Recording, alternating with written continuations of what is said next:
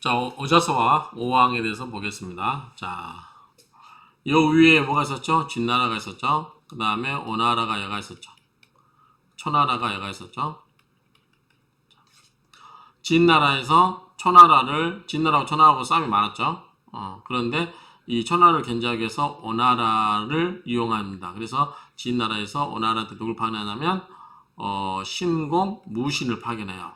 그래서 병법이라든가 무기 개발을 지원해 줍니다. 그래서 신공, 무신을 파견한다. 그래서 무기 개발을 지원해주고 옆에 천나라를 견제를 하게 했다. 그리고 진나라는 이때 춘추 말기 시대는 굉장히 문란해진다고 합니다. 그래서 내부에 그 공신들 간의 싸움이 많이 일어나고 분열이 일어나는 그런 시대라고 보면 될 것 같아요. 그래서 이때 진나라는 평공이 세금으로 누각이나 정원을 가꾸는데, 그러니까 사치하는 데 쓰고 있는 거죠. 그런 시대예요. 이제 초창기 때 진나라, 제나라 뭐 이런 이제 초창기 때 폐국에서 이제 점차 오나라, 올나라로 넘어가고 있는 거죠. 분위기가 그런 상태에서 오나라는 이제 초창기 때 강한 초나라와 싸움을 벌이기도 하고 막 그런 시대예요. 그럴 때 진나라는 초나라를 견제하기 위해서 오나라에게 병법가를 또는 무기를 만드는 사람을 보내서 도와주도록 하고 있었다. 이런 경우에요. 자, 이제 오나라가 마지막 이제 패권국이 돼가는 그 과정이죠. 근데 여기 보시면, 자, 수몽, 재본, 여제, 여매, 요, 합녀, 이러겠죠. 부차.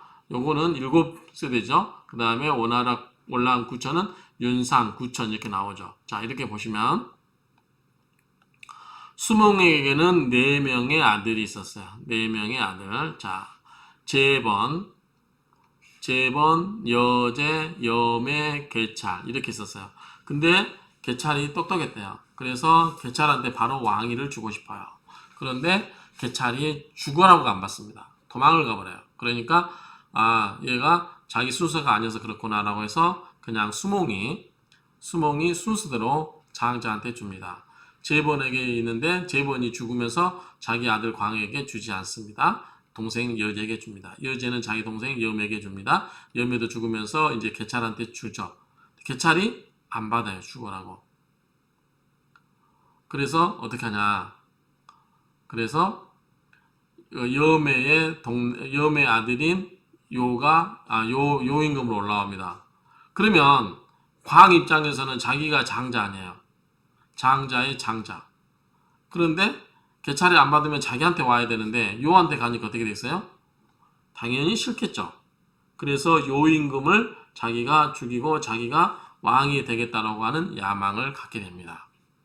그런데 그때 마침 누가 와 있냐?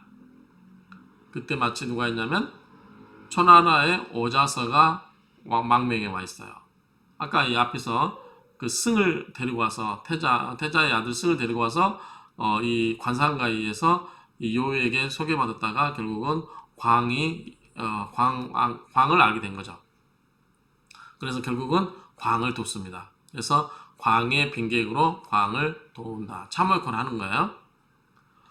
그리고 이 광이 요를 죽이고 왕위를 노리는 것을 한 오자서는 누굴 추천하면 전저를 추천해요.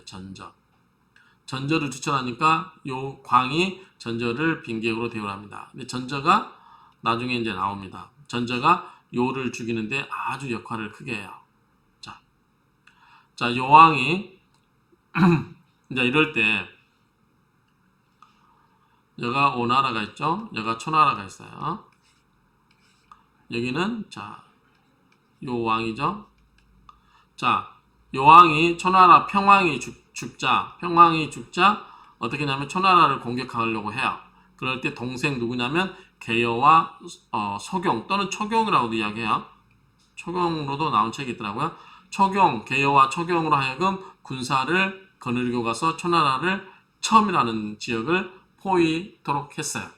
그런데 오히려 초나라가 군대가 와서 테러를 차단해버려요. 테러 차단.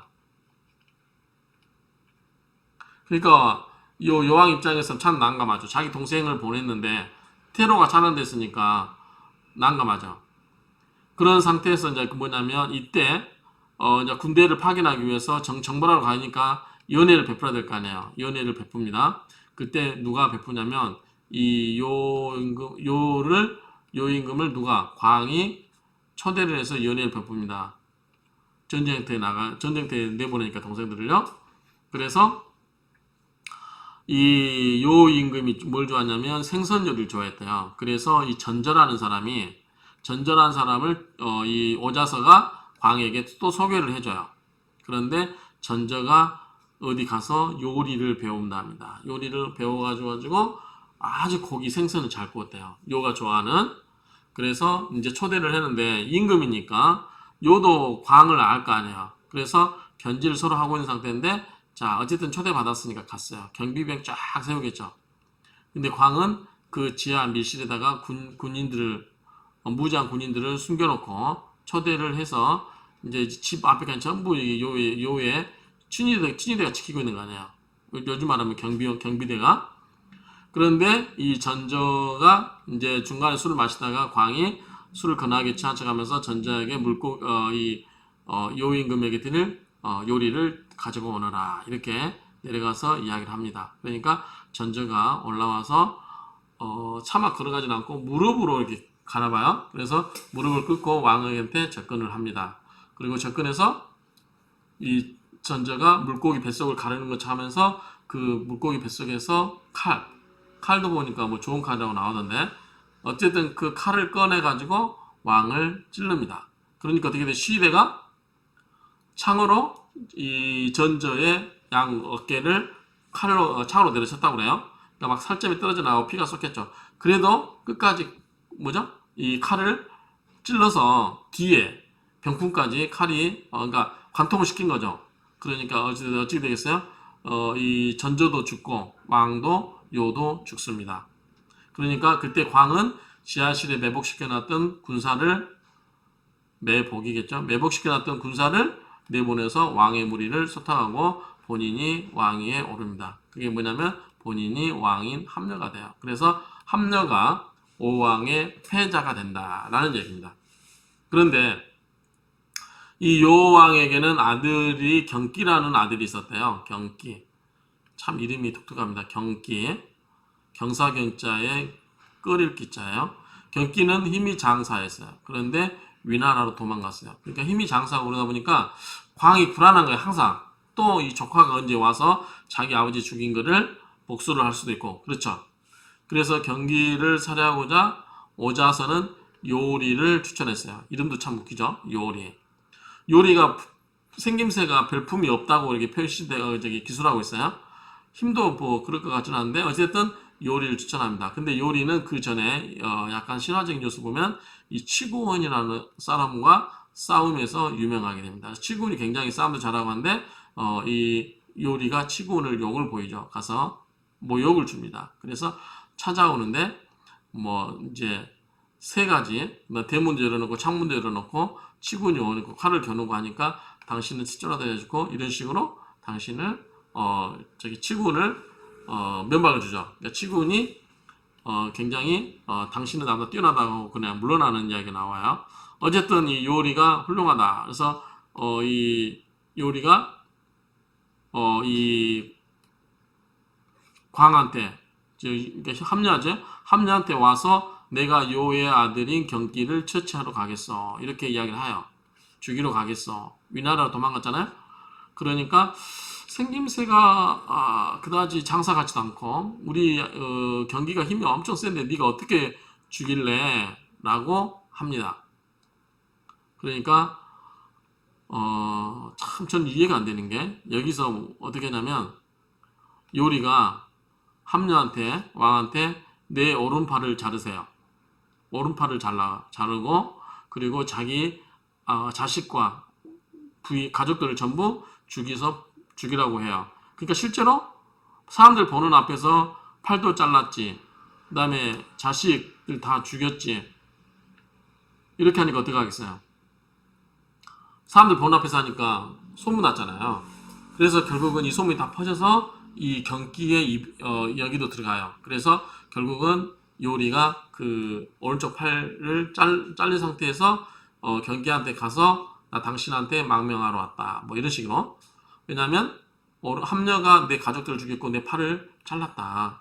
그래서 복수하고 싶다. 이런 식으로 이야기했겠죠. 그래서 경기한테 오니까 경기가 이미 그 소문을 들었기 때문에 안심을 해요. 그래서 인정을 해주죠. 그래서 결국은 이제 그 배를 타고 이제 어딜 가다가 이 경기하고 옆에 있다가 결국은 저기 요리가 칼로 경기를 죽입니다. 그래서 결국은 성공을 해요. 그런데 옆에 있던 신하들이, 그러니까 옆에 있던 그 무장들이 이 경기를 죽이려고 하니까 이제 요리를 죽이려고 하니까 경기가 그래요. 경기가 인물은 인물이다. 굳이 두 사람을 죽일 필요는 없지 않느냐. 그러면서 자기가 죽고 칼을 빼니까 풀이 뿜어서 죽겠죠. 그리고 경기는 삽니다.